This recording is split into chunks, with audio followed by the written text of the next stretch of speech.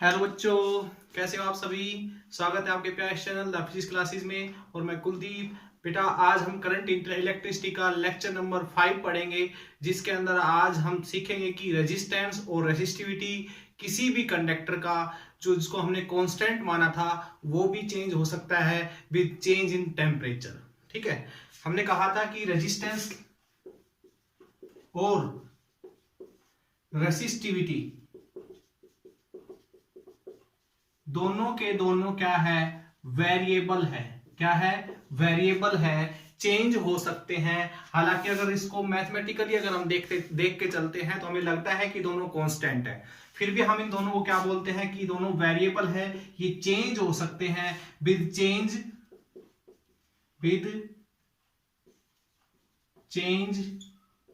In temperature. Temperature के change होने से ये दोनों चीजें चेंज हो सकती है। तो आर्टिकल का जो हमारा नाम है, जो आज हम टॉपिक पढ़ेंगे वो है topic effect of temperature on resistance and resistivity.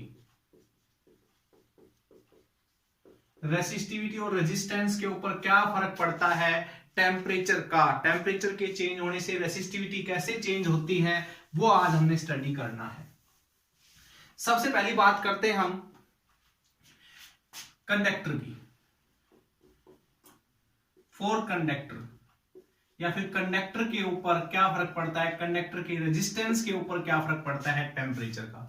तो प्यारे बच्चों, आप सभी जानते हो कि जब जब हम टेम्परेचर चेंज करते हैं, ठीक है, तो क्या क्या चेंजमेंट आपको देखने को मिलता है।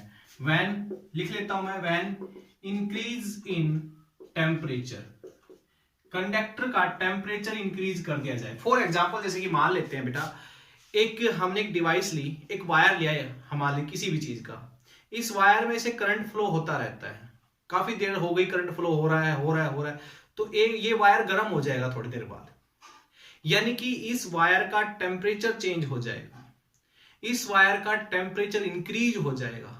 तो इसका जो रेजिस्टेंस था वो अब उतना ही रहेगा या अब चेंज हो जाएगा, इंक्रीज हो जाएगा, वही चीज आज हमने देख ली है।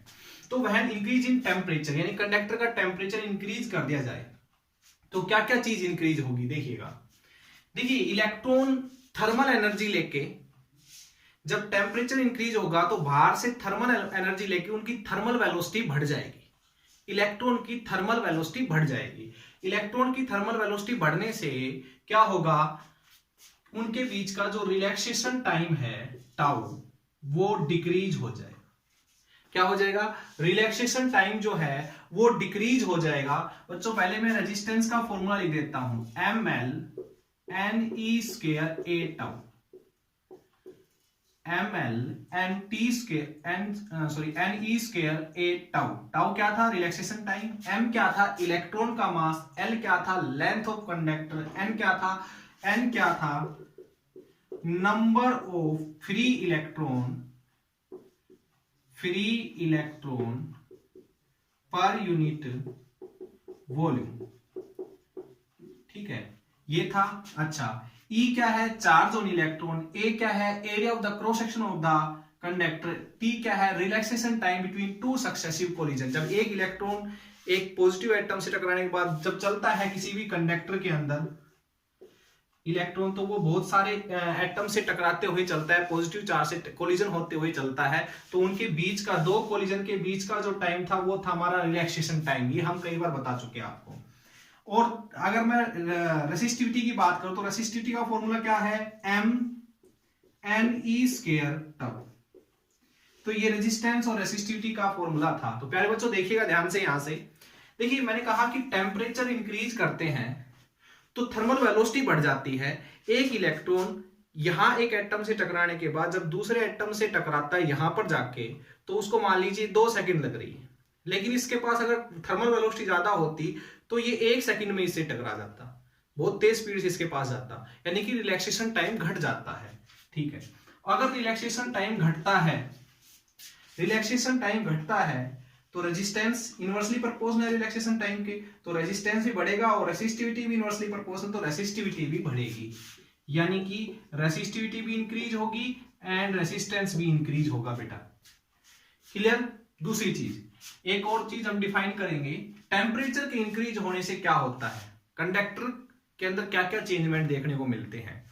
थर्मल वेलोसिटी ऑफ इलेक्ट्रॉन बढ़ जाता है। दूसरी बात, टेम्परेचर अगर किसी कंडक्टर का इंक्रीज हो जाता है तो इलेक्ट्रॉन, आपको पता है कंडक्टर के अंदर बहुत सारे इलेक्ट्रॉन फ्री थे, बहुत सारे इलेक्ट्रॉन इसके अंदर फ्री है, फिर टेम्परेचर अगर वो बढ़ा दोगे तो और भी इलेक्ट्रॉन इसके अंदर फ्री हो जाएंगे, हीट एनर्जी एब्जॉर्ब करके बहुत सारे इलेक्ट्रॉन और भी फ्री हो जाएंगे इसके अंदर, यानी कि नंबर ऑफ इलेक्ट्रॉन जो थे फ्री इलेक्ट्रॉन पर यूनिट वॉल्यूम वो भी क्या हो जाते हैं, टेम्परेचर बढ़ाने से इंक्रीज हो जाते हैं। क्या हो जाते हैं, इंक्रीज हो जाते हैं, नंबर ऑफ इलेक्ट्रॉन इंक्रीज हो जाएंगे।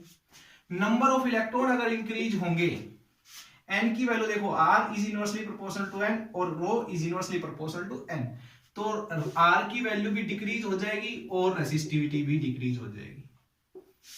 तो यहां से दो कंडीशन बढ़ गई हमारी इसी के अंदर।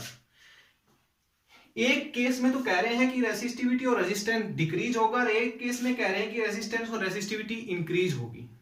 ठीक है बेटा, तो मैं यहां से आपको चीज समझाना चाहता हूं, ध्यान दीजिएगा मेरी बात पे। यहां पर जो ये एन है ये इनसिग्निफिकेंट है। What is insignificant for this conductor? Actual में अगर मैं कहूं कि in a conductor number of electron free per unit volume is 10⁻29। ध्यान दीजिए मेरी बात पे। किसी भी कंडक्टर के एक मीटर क्यूब में 10⁻29 यानी कि 10⁻29 इलेक्ट्रॉन फ्री होते हैं। अब सोचिए, एक कंडक्टर का टेम्परेचर बढ़ाया, पहले से इतने इलेक्ट्रॉन फ्री थे, 2-4 अगर और भी बढ़ जाएंगे, ये कितने इलेक्ट्रॉन है सोच के चलिए, बहुत ज्यादा लार्ज अमाउंट है ये। अगर उसमें टेम्परेचर बढ़ाने से 1-2 इलेक्ट्रॉन और बढ़ गए तो क्या कंडक्टर पे कोई फर्क पड़ेगा? इसके कंपैरिजन में देखिए, पहले से ही 1 मीटर क्यूब में इतने वॉल्यूम, इतने इलेक्ट्रॉन फ्री थे, अगर 1-2 इलेक्ट्रॉन और बढ़ जाए तो क्या कंडक्टर पे कोई फर्क पड़ेगा? इसलिए मैंने कहा कि ये एक इनसिग्निफिकेंट यहां पर कंडीशन है। ठीक है, this is an is a insignificant for this conductor for increase in temperature. समझे मेरी बात कि हम इस वाले फैक्टर को नेग्लेक्ट करके चलेंगे, क्योंकि पहले से ही कंडक्टर के पास बहुत सारे इलेक्ट्रॉन फ्री है, 1-2 और इंक्रीज हो जाएंगे तो वो कह सकते हैं कि कोई फर्क नहीं पड़ने वाला, समुद्र में 1 बूंद पानी डाल भी दोगे तो कोई फर्क नहीं पड़ने वाला समुद्र के ऊपर। तो यानी कि कहने तो इस फैक्टर को हम इग्नोर नहीं करेंगे, इस फैक्टर को इग्नोर कर देंगे, क्योंकि ज्यादा इलेक्ट्रॉन नहीं बढ़ रहे हैं, पहले जितने इलेक्ट्रॉन फ्री थे उसके कंपेरिजन में ज्यादा इलेक्ट्रॉन नहीं बढ़ रहे। ठीक है, तो ये वाला फैक्टर हमारे मायने रखेगा। तो यहां से ये बात क्लियर हो गई कि रिलैक्सेशन टाइम डिक्रीज होगा और resistivity and resistance of a conductor increase होगा। याद रख लोगे ये चीज, resistance and resistivity of a conductor हमेशा इंक्रीज होगा। ठीक है, ग्राफ देखिएगा इसका between temperature and resistivity and resistance. देखिए, इधर मैं टेम्परेचर ले लेता हूं, इधर मैं रेजिस्टेंस एंड रेसिस्टिविटी ले लेता हूं, तो टेम्परेचर इंक्रीज होने से रेसिस्टेंस एंड रेसिस्टिविटी भी इंक्रीज होगी। ये ग्राफ आपका आएगा, कर्व के रूप में आएगा, स्ट्रेट लाइन ग्राफ नहीं आएगा, याद रखना ये चीज, क्योंकि कंडक्टर के अंदर भी बहुत सारी कंडीशन होती है। ये नहीं कह सकते कि हर बार टेम्परेचर इंक्रीज करने पर इक्वल अमाउंट में रेजिस्टेंस इंक्रीज होता रहेगा, नहीं, ऐसा कुछ नहीं होता। कंडक्टर की अपनी अपनी कंडीशन होती है, तो स्ट्रेट लाइन ग्राफ नहीं आएगा यहाँ पर। ओके, दूसरी चीज देखिएगा, अब हम बात कर लेते हैं सेकंड फैक्टर, कंडक्टर का रेजिस्टेंस रेसिस्टिविटी टेम्परेचर के इंक्रीज होने से क्या इंक्रीज होती है, याद रखोगे। दूसरी चीज, फॉर सेमीकंडक्टर की बात कर लेते हैं। किसकी बात करते हैं? सेमीकंडक्टर। देखना बच्चों, सेकंड केस है हमारा सेमीकंडक्टर। सेमीकंडक्टर की बात हम करेंगे तो सेमीकंडक्टर होते क्या है, हालांकि वो तो हम लास्ट में जाके पढ़ेंगे। ठीक है, हमारा 9th यूनिट जो है सेमीकंडक्टर की है, वहीं पर हम डिस्कस करेंगे कि टेम्परेचर के इंक्रीज करने से इनकी रेसिस्टिविटी और रेजिस्टेंस इंक्रीज होता है, डिक्रीज होता है। बट क्या है कि आज हम पूरा टॉपिक इसी चीज में पढ़ाने वाला, तो हम इसके बारे में डिस्कस कर लेते हैं। देखिए सेमीकंडक्टर में इलेक्ट्रॉन फ्री नहीं होते बेटा, पहली बात तो ये। अगर सेमीकंडक्टर को बाहर से एनर्जी दी जाती है तो उसके इलेक्ट्रॉन फ्री हो जाते हैं, ठीक है। यानी कि हमारे हाथ में होता है कि हम इलेक्ट्रॉन फ्री करवाएंगे या नहीं करवाएंगे। इलेक्ट्रॉन फ्री कितने करवा सकते हैं, सब हमारे हाथ में होता है। देखो कंडक्टर में बहुत सारे इलेक्ट्रॉन फ्री पहले से ही होते हैं, तो free number of charge particle in conductor हमारे कंट्रोल में नहीं होता, ठीक है। लेकिन सेमीकंडक्टर में कितने इलेक्ट्रॉन फ्री चाहिए, कितने नहीं चाहिए, वो सब हमारे हाथ में होता है। तो देखिएगा, जब हम सेमीकंडक्टर की बात करते हैं, व्हेन टेम्परेचर इंक्रीज, जब हम टेम्परेचर इंक्रीज करेंगे तो सेमीकंडक्टर में इलेक्ट्रॉन फ्री नहीं थे, ये मान के चलते हैं। हमने टेम्परेचर इंक्रीज किया, 2-4 इलेक्ट्रॉन जो है वो फ्री हो गए। एक सेमीकंडक्टर की बात कर लेते हैं, 2-4 इलेक्ट्रॉन थे वो फ्री हो गए। अब उनके बीच में वो इलेक्ट्रॉन यहां से ऐसे चलते हैं, एक दूसरे से टकराते हैं, उनके बीच में रिलैक्सेशन टाइम तो होगा। और टेम्परेचर इंक्रीज कर रहे हो आप लोग तो रिलैक्सेशन टाइम तो, इसके लिए भी वही कंडीशन होगी कि इंक्रीज करने से रिलैक्सेशन टाइम जो होगा वो डिक्रीज हो जाएगा। और रिलैक्सेशन टाइम सेम कंडीशन होगी यहां पर, वही ml(ne²) a टाउ। तो टाउ डिक्रीज तो रेजिस्टेंस इंक्रीज, एंड ऐसे ही रेसिस्टिविटी भी इंक्रीज होगी। दूसरी कंडीशन वही, free number of charge particle. अगर टेम्परेचर इंक्रीज करोगे तो free number of charge particle increase होंगे। अगर ये इंक्रीज होंगे तो रेजिस्टेंस एंड रेसिस्टिविटी भी डिक्रीज होंगे यहां पर। अब इनमें से कौन सा इनसिग्निफिकेंट है, देखिएगा कंडीशन समझिएगा। इसमें मुश्किल से, देखो हम कह रहे थे कि कंडक्टर में इतने इलेक्ट्रॉन पर यूनिट वॉल्यूम हमारे पास फ्री होते हैं। सेमीकंडक्टर में ऐसा नहीं होता है। सेमीकंडक्टर में करंट जो फ्लो करता है, सेमीकंडक्टर के अंदर से करंट जो फ्लो करता है बच्चों, वो डिपेंड करता है कि इसके अंदर फ्री इलेक्ट्रॉन है भी या नहीं। तो टेम्परेचर इंक्रीज करने से हम इसके अंदर इलेक्ट्रॉन फ्री करवा रहे हैं। इसमें से पहले इलेक्ट्रॉन फ्री नहीं थे तो कोई भी करंट फ्लो नहीं कर रहा था, यानी कि इसका रेजिस्टेंस बहुत हाई था। जैसे जैसे यहां से एनर्जी बढ़ाते गए, पोटेंशियल बढ़ाते गए, टेम्परेचर बढ़ाते गए, तो यहां से इलेक्ट्रॉन फ्री होना स्टार्ट हो गए। इसके अंदर से करंट बढ़ता गया। यानी कि जैसे जैसे इलेक्ट्रॉन फ्री बढ़ते जा रहे हैं, करंट बढ़ता जा रहा है, यानी कि रेजिस्टेंस घट रहा है इसका। ओके, रिलैक्सेशन टाइम तो जब बाद में आएगा ना, पहले तो इलेक्ट्रॉन फ्री करवाने बड़े जरूरी है ना। इलेक्ट्रॉन फ्री नहीं होंगे तो रिलैक्सेशन टाइम कहां से आ जाएगा। तो ये रिलैक्सेशन टाइम यहां पर इनसिग्निफिकेंट फिगर है, और यहां पर ये जो है ये सिग्निफिकेंट है। याद रख लोगे ये चीज, यानी कि पहले इलेक्ट्रॉन फ्री करवाने हैं, उसके बाद रिलैक्सेशन टाइम का रोल होगा। यहां पर इलेक्ट्रॉन ही 4-5 फ्री होते हैं, ठीक है। 4-5 की वजह से करंट क्या होगा, जैसे टेम्परेचर होगी और तेज स्पीड से भागेंगे, ठीक है। बेचारे सारे खुले हैं, ठीक है, यहां पर बहुत ज्यादा इलेक्ट्रॉन थे, तो यहां पर एन क्या होगा, बढ़ेगा। यानी कि आपके पास ये कह सकते हो एन के ऊपर डिपेंड करेगा, टी टाउ के ऊपर डिपेंड नहीं करेगा। सो हम कह सकते हैं सेमीकंडक्टर का रेजिस्टेंस और रेसिस्टिविटी बच्चों क्या होती है, डिक्रीज होती है टेम्परेचर के इंक्रीज करने से। ओके, तो यहां से ग्राफ क्या आएगा, देखिएगा ग्राफ बनाते हैं। डिक्रीज होता है रेजिस्टेंस रेसिस्टिविटी टेम्परेचर के इंक्रीज करने से, तो यहां से टेम्परेचर ले लिया इधर, और इधर रेजिस्टेंस एंड रेसिस्टिविटी, ये ग्राफ आ जाएगा। अच्छा सा ग्राफ बना लेते हैं थोड़ा सा, ये क्लियर सभी को, अच्छी चीज समझ में आ गई होगी बहुत अच्छी तरह से। ये बेटा एक लास्ट जो है, आज ही हम बात करेंगे थर्ड टॉपिक जो है हमारा, कि इसके ऊपर क्या फर्क पड़ता है टेम्परेचर का, वो है हमारी एलॉयज। एलॉयज क्या होते हैं, देखिए सेमीकंडक्टर नेचुरली होते हैं, कंडक्टर भी नेचुरली होते हैं, लेकिन एलॉयज जो होते हैं ये नेचुरल नहीं होते, ये मैन मेड कंडक्टर होते हैं, ये भी कह सकते हो। यानी कि हमने कोई एक्सपेरिमेंट करना है, जैसे कि फॉर एग्जांपल हमने एक बल्ब का रेजिस्टेंस निकालना है, तो बल्ब के पास क्या भेजेंगे, करंट भेजेंगे। सोच इस बात को कि बल्ब का रेजिस्टेंस लगा रहा है कि बल्ब कितना करंट को अपोज कर रहा है। बल्ब की बात करते हैं, बल्ब, पंखे, फ्रिज, कूलर सब क्या है, एक रेजिस्टेंस ही है। जो करंट को कंज्यूम करने का काम करते हैं वो सब रेजिस्टेंस है। तो मुझे बल्ब का रेजिस्टेंस निकालना, तो बल्ब के पास वायर लग गया और बल्ब को मैंने कनेक्ट कर दिया वायर से और एक बैटरी से, बल्ब का रेजिस्टेंस एक्सपेरिमेंट किया, बल्ब का रेजिस्टेंस निकल के आ गया। बट यहां पर बल्ब का रेजिस्टेंस नहीं निकला, यहां पर करंट जो है बल्ब के पास भी जा रहा था और करंट वायर के पास भी जा रहा था, तो वायर का भी तो रेजिस्टेंस था। तो अगर कभी कोई एक्सपेरिमेंट हम करने लगे तो हम यहां पर दो चीजों का रेजिस्टेंस निकाले, उससे अच्छा है बल्ब का निकाल ले। तो फिर वायर का रेजिस्टेंस कितना होना चाहिए? 0, यानी कि वायर हमने इस तरीके का मेटल लेके चलना जिसका रेजिस्टेंस ही नहीं होता। ठीक है, रेजिस्टेंस होता है उसका, ये बात कंफर्म है, लेकिन जैसे ही करंट फ्लो करवाएंगे तो टेम्परेचर इंक्रीज होने से, हीट प्रोड्यूस होने से वो उसका रेजिस्टेंस चेंज नहीं होना चाहिए, फिक्स रहना चाहिए, भी कह सकते हो आप। तो हमने एलॉयज बनाए, क्या बनाए बेटा? Nichrome for example, nichrome, मैग्नीन,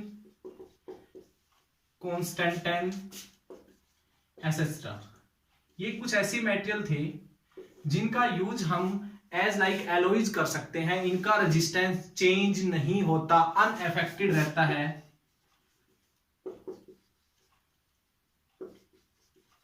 unaffected रहता है टेम्परेचर के, ऑन टेम्परेचर के ऊपर डिपेंड नहीं करता। इनका टेम्परेचर इंक्रीज करोगे तो रेजिस्टेंस के ऊपर कोई फर्क नहीं पड़ने वाला है। रेजिस्टेंस एंड रेसिस्टिविटी जो है कांस्टेंट होती है, it is does not depend on temperature. याद रखो बच्चा ये चीज, रेजिस्टेंस होता है इनका भी, ऐसी बात नहीं होता, रेसिस्टिविटी भी होती है इनकी, बट टेम्परेचर के चेंज होने से इनकी रेसिस्टिविटी और रेसिस्टेंस के ऊपर कोई फर्क नहीं होता, पहले से ही है, जो इतना है वो फिक्स होता है। ओके, तो ये चीज है। ग्राफ बनाऊं मैं टेम्परेचर, रेजिस्टेंस एंड रेसिस्टिविटी के बीच में, तो ग्राफ आएगा कुछ ऐसा। टेम्परेचर बढ़ता जा रहा है, रेजिस्टेंस कैसा है, रेसिस्टिविटी देखो कांस्टेंट है। कहोगे सर ये तो आपने थोड़ी टेढ़ी ली है तो बढ़ रहा है। बेटा देखो थोड़ा बहुत तो चेंजमेंट आता है, हर चीज में आता है थोड़ा बहुत, बिल्कुल परफेक्ट हम कह सकते हैं कि ऐसे एलॉयज नहीं बन सकते जिनका थोड़ा बहुत रेजिस्टेंस इंक्रीज ना हो, टेम्परेचर थोड़ा बहुत, ज्यादा नहीं, बिल्कुल मामूली। ठीक है, तो ये चीज यहां से क्लियर। तो अनअफेक्टेड रहता है, टेम्परेचर के ऊपर डिपेंड नहीं करता एलॉयज का रेजिस्टेंस। ओके, नेक्स्ट देखिएगा, हमें कोई ऐसी इक्वेशन चाहिए। अब हम इसी को आगे बढ़ाते हैं। हमें ये तो पता लग गया कि टेम्परेचर के ऊपर डिपेंड करता है कंडक्टर, सेमीकंडक्टर और एलॉयज का रेजिस्टेंस। तो हमें एक ऐसी इक्वेशन चाहिए जो हमें नया रेजिस्टेंस निकालने में हेल्प कर दे। समझ रहे हो मेरी बात? ध्यान दीजिएगा, हमें एक ऐसी इक्वेशन चाहिए जो मैं कहूं कि भाई अब टेम्परेचर इतना हो गया तो बताइए अब इसका रेजिस्टेंस कितना है, इस वायर का रेजिस्टेंस कितना है। अब टेम्परेचर इतना होगा तो बताइए इसका रेजिस्टेंस अब कितना है। तो पहले इसका रेजिस्टेंस मान लो 10 ओम था, अब 10 डिग्री सेल्सियस टेम्परेचर बढ़ा दिया, अब बताओ इसका रेजिस्टेंस कितना है।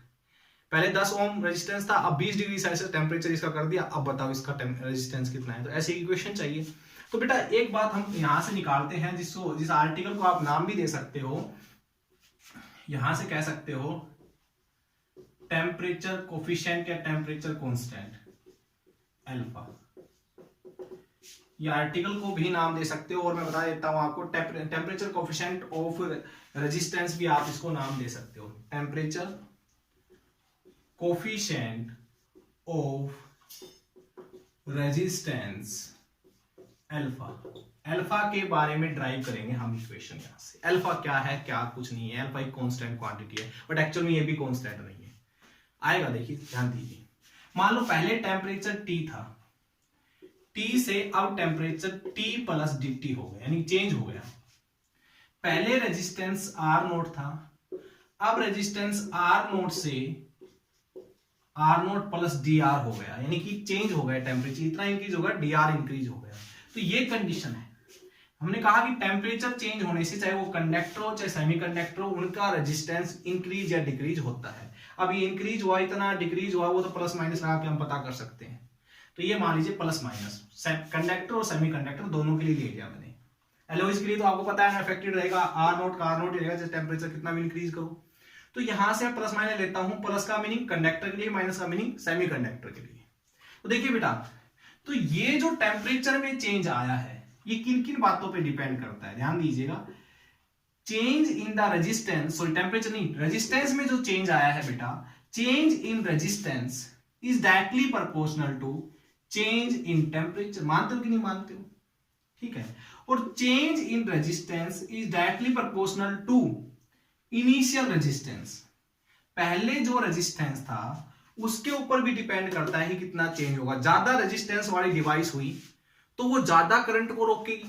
पहले बात ध्यान सुनिए मेरी का, ज्यादा रेजिस्टेंस वाली डिवाइस हुई, कंडक्टर हुआ, सेमीकंडक्टर हुआ, तो वो ज्यादा करंट को रोकेगा।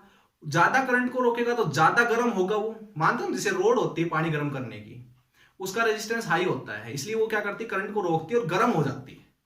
तो ऐसे ही कह रहे हैं कि ज्यादा रेजिस्टेंस वाली डिवाइस ज्यादा गर्म होगी, उसका रेजिस्टेंस ज्यादा इंक्रीज होगा टेम्परेचर के इंक्रीज होने से।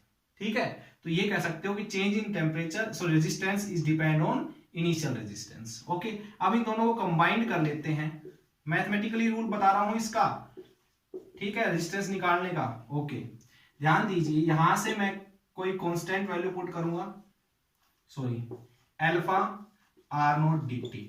अल्फा क्या है, टेम्परेचर कांस्टेंट, यानी कि constant of resistivity, sorry temperature coefficient बोल सकते हैं इसको, रेजिस्टेंस का टेम्परेचर कोफिशिएंट। एक्चुअल में ये भी चेंज हो सकता है, हर मेटेरियल के लिए इसकी वैल्यू अलग अलग होती है। अल्फा की वैल्यू हर मेटेरियल के लिए अलग अलग होती है, बता रहा हूँ। कंडक्टर भी कई टाइप के होते हैं, जैसे एल्यूमिनियम, कॉपर, निकेल, ऐसे, तो इनकी इस अल्फा की वैल्यू सबके लिए अलग अलग होती है। तो ये भी एक वेरिएबल है, लेकिन किसी फिक्स कंडक्टर के लिए इसकी वैल्यू, अल्फा की वैल्यू फिक्स होती है, कोफिशिएंट ऑफ टेम्परेचर। ओके, ये आ गया अब हमारे पास। इसका डेरिवेशन करते हैं हम, इसका दोनों साइड इंटीग्रेशन करेंगे।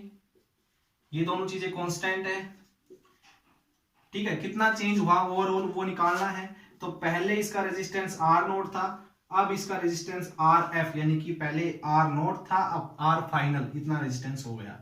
टेम्परेचर पहले टी नोट था, अब टी एफ हो गया। मान लेते हैं, मानने में क्या जा रहा है, इतने टेम्परेचर से इतना इंक्रीज हुआ, इतने से इतना हो गया। तो अब हम कह सकते हैं कि ये आपके पास परफेक्ट इक्वेशन आ गई। इसको सोल्व करते हैं, डी आर का इंटीग्रेशन, आर आ जाएगा, आर नोट से R f, alpha R naught तो बाहर थे, डी का इंटीग्रेशन टी, टी नोट से टी एफ। बेटा यहां पर रखेंगे R f minus R naught, ये आ गया। ओके, यहां पर पुट करेंगे T f minus T naught. अब देखिएगा, आर एफ को फाइनल जो रेजिस्टेंस हमें मिलता है आफ्टर चेंज इन टेम्परेचर, वो हमारे पास इक्वेशन आ गई। इतना आर नोट को उधर चले जाएंगे तो आर नोट प्लस का हो जाएगा अल्फा आर नोट, और इसको क्या लिख सकते हो आप, डेल्टा टी, यानी कि change in temperature. Final temperature minus initial temperature is equal to change in temperature. ठीक है, तो यहां से आर एफ की इक्वेशन आ गई R naught 1 plus alpha delta T. This is very very important equation to find the final resistance at change in temperature of a conductor, semiconductor and alloys। ठीक है, alloys के लिए तो ऐसे भी कोई फर्क नहीं पड़ने वाला। ओके, तो ये है हमारी फाइनल इक्वेशन। ध्यान दीजिए बच्चों, अब मेरी बात पे RF जो है, देखिए यहां से अल्फा की वैल्यू जो हमने, अल्फा जो है हमारा पॉजिटिव होता है कंडक्टर के लिए, लिख लीजिएगा, ये इंपॉर्टेंट डाटा है। कंडक्टर के लिए अल्फा की वैल्यू हमेशा पॉजिटिव होती है। क्यों, आरएफ की वैल्यू बड़ी होनी चाहिए आर नोट से। चेंज इन टेम्परेचर, टेम्परेचर में चेंज करोगे, बढ़ाओगे टेम्परेचर, तो आरएफ की वैल्यू बड़ी आनी चाहिए आर नोट से। तो अगर ये वैल्यू बड़ी होगी, पॉजिटिव की होगी, तो पॉजिटिव वैल्यू जब इससे आर नोट से मल्टीप्लाई होगी तो इधर के आंसर आर नोट से बड़े मिलेंगे ना, इसलिए अल्फा यहां पर प्लस का होना चाहिए। अल्फा नेगेटिव होना चाहिए सेमी कंडक्टर के लिए। ओके, नेगेटिव का होगा तो ये वैल्यू डिक्रीज होगी, डिक्रीज वैल्यू को इससे मल्टीप्लाई करोगे तो आंसर आरएफ की वैल्यू छोटी मिलेगी, इसलिए। ठीक है, अल्फा की वैल्यू नियरली इक्वल टू 0 होगी, किसके लिए, एलोइज के लिए। किसके लिए, एलोइज के लिए। अगर ये 0 होगा तो R f is equal to R naught होगा। क्लियर, तो ये बेटा ये लिख लीजिएगा आप लोग। ठीक है, अब देखिए एक न्यूमेरिकल हम कर लेते हैं, यहां से एक न्यूमेरिकल करते हैं इसी फॉर्मूले के ऊपर। देखिएगा, ये इक्वेशन आप लोगों ने इसी तरह से ध्यान रखनी है। इसी इक्वेशन पे एक न्यूमेरिकल करते हैं हम, ध्यान दीजिए मेरी बात पे। क्वेश्चंस करते हैं एक, मान लीजिए एक कंडक्टर है जिसका इनिशियल रेजिस्टेंस 100 ओम है। इस टाइम इसका जो टेम्परेचर है वो रूम टेम्परेचर है, क्या है बेटा, रूम टेम्परेचर है टी, रूम टेम्परेचर यानी 27 डिग्री सेल्सियस भी दे सकता है, 25 भी, तो 27 दे रखा मान लो, ठीक है। अब कहता है कि इसका जो अल्फा है इस मेटेरियल का, ठीक है, कोफिशिएंट सॉरी टेम्परेचर कोफिशिएंट जो है वो उसकी वैल्यू दे रखी है, मैं बता देता हूं आपको 1.7 10⁻⁴ डिग्री पर डिग्री सेल्सियस। देखिए एक बात और बता देता हूं मैं, अल्फा की जो है यूनिट जो होती है डिग्री पर sorry inverse of degree Celsius के इक्वल होती है, या फिर और केल्विन इनवर्स होती है, ये भी कह सकते हो। कैसे आइए यहां से, मैं बता देता हूं, फिर इसके न्यूमेरिकल चलते हैं। यहां से एक बार, यहां से अगर अल्फा की वैल्यू निकालोगे बेटा आप, तो ये आएगा। हाँ तो बच्चों देखिएगा, थोड़ी सी टेक्निकल प्रॉब्लम हो गई थी, तो मैं बता रहा हूं आपको कि जो अल्फा की वैल्यू है वो हम ये कह सकते हैं कि इतनी है, और इसकी जो यूनिट है अल्फा की वो डिग्री पर डिग्री सेल्सियस ऐसे बोल सकते हो आप, या और ऐसे बोल सकते हो पर केल्विन। ये कहां से आएगा बेटा, इस इक्वेशन से अगर हम अल्फा की वैल्यू निकालें तो RF माइनस R0 अपॉन में R0 डेल्टा टी, ये आएगा जब आप इसको सोल्व करके अल्फा की वैल्यू यहां से निकालोगे। तो देखिए यहां पर ऊपर रेजिस्टेंस नीचे रेजिस्टेंस, तो रेजिस्टेंस से रेजिस्टेंस की यूनिट कैंसिल, सिर्फ नीचे टेम्परेचर बचेगा, तो टेम्परेचर नीचे की तरफ है तो इसलिए पर डिग्री सेल्सियस और पर केल्विन यहां से इसकी यूनिट बोल सकते हो। अब न्यूमेरिकल पे आते हैं। देखिएगा न्यूमेरिकल में क्या है कि टेम्परेचर जो है इनिशियल इतना था, रेजिस्टेंस इनिशियल इतना था, कंडक्टर के लिए अल्फा की वैल्यू इतनी थी, और फाइनल रेजिस्टेंस जो था वो 117 ओम हो गया। तो बताइए फाइनल टेम्परेचर कितना होगा। तो बेटा ये सारी वैल्यू हम इस फॉर्मूले में रखेंगे। तो देखिए 117 R0 की वैल्यू यहां पर रखी, सो 1 प्लस 1.7 10⁻⁴, और TF डेल्टा टी की जगह क्या रखेंगे, TF final minus initial temperature, ठीक है। तो इसको सोल्व करेंगे, 100 को इधर ले आएंगे, 100 को इधर लेके आएंगे, 1 प्लस 1.7 10⁻⁴ TF माइनस 27, 1 को इधर लेके आएंगे बेटा, 1 इधर आएगा, माइनस का हो जाएगा, 100 हमने एलसीएम लेना पड़ेगा, तो कितना आएगा, ये आ जाएगा सोल्व करने पर, ठीक है। 1.7 10⁻⁴ TF माइनस 27। अच्छा ऊपर आएगा आपका 17 अपॉन में 100, और इस चीज को मल्टीप्लाई में इधर लेके आएंगे तो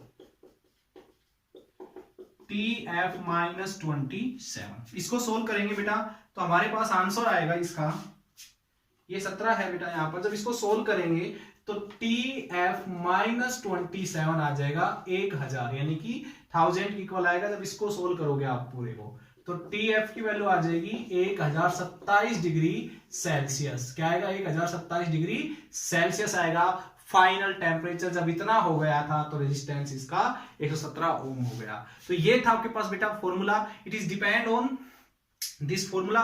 तो न्यूमेरिकल आप यहां से कर सकते हो। तो और जब तक के लिए आप इसको सोल्व कीजिए, पढ़िए, हम नेक्स्ट लेक्चर में मिलेंगे बेटा। जब तक के लिए all the best and thank you.